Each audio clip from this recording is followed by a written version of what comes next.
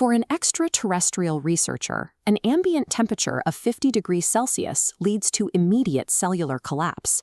So when they looked up into a 500-degree forest fire, they were stunned to see unarmored bipeds intentionally plummeting toward the center of the heat. Chief Botanist Xylar and his Galactic Council team arrived on Earth with a total reliance on high-tech survival gear. Their environmental suits maintained a constant 10 degrees Celsius, and their energy shields were designed to repel the kinetic energy of a harsh landscape. The crisis began with a single lightning strike from a dry storm. In a matter of minutes, the wind shifted, the forest canopy ignited, and the research site was transformed into an active Class 5 thermal event. The Xylar team's technology failed within seconds. Warning sirens blared as the cooling suits struggled against the rising exterior heat. Their energy shields, designed for standard environmental protection, crackled and shimmered before failing entirely under the overwhelming thermal load. Through the toxic ash clouds, a primitive atmospheric aircraft appeared. It bypassed the standard procedure of dropping water or fire retardant. Instead, it released a team of humans who steered themselves through the burning canopy with terrifying precision. When advanced galactic engineering collapsed against the raw energy of a forest fire, survival shifted from a matter of technology to an entirely different biological approach. The humans landed and immediately engaged the fire with intense physical labor. They utilized primitive kinetic tools, axes, chainsaws, and shovels, to manually clear away the fuel that sustained the blaze. When Captain Vance lifted his visor, Xylar observed soft, vulnerable organic flesh. To an alien used to synthetic thermal protection, the lack of an environmental suit suggested certain death in this atmosphere. To Xylar's horror, liquid began pouring down the human's face. He assumed he was watching the creature's internal structure melt under the thermal pressure. This diagram explains the actual mechanism: human thermoregulation. By exuding water through the skin, the human body uses evaporation to draw heat energy away from the core, effectively cooling the body through a constant organic thermal dump.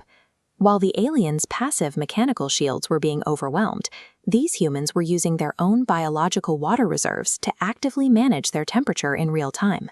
This survival mechanism represents an evolutionary adaptation to high-energy environments, a biological cooling system that operates long after mechanical shields have failed. As the fire closed in, researcher Vale collapsed.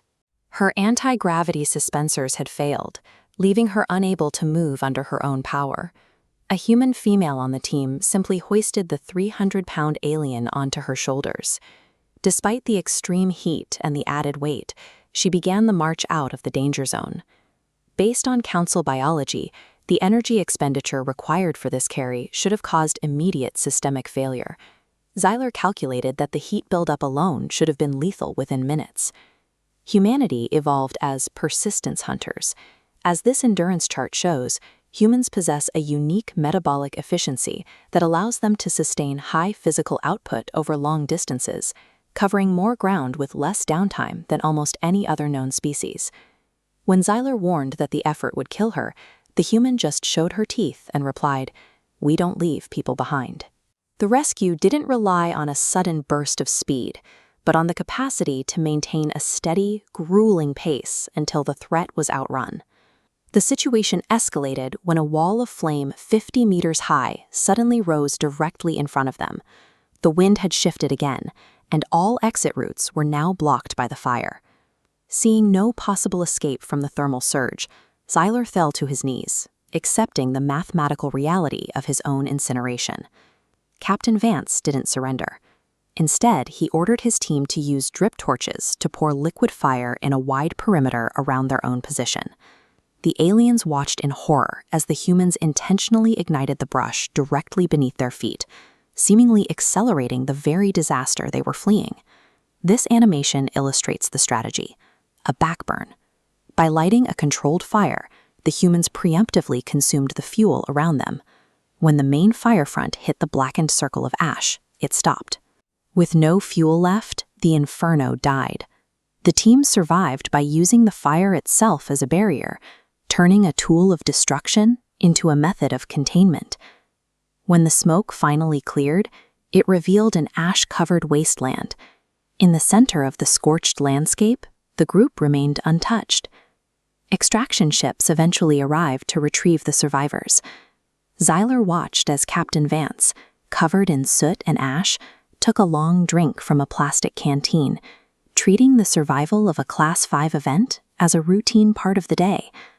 Xylar realized then that the Galactic Council's assessment of Earth was wrong. They had judged the planet's threat by its technology rather than its inhabitants. While other species rely on shielding to avoid danger, humans use their own biological endurance and cold logic to walk directly into the center of the crisis and stay there until it is over.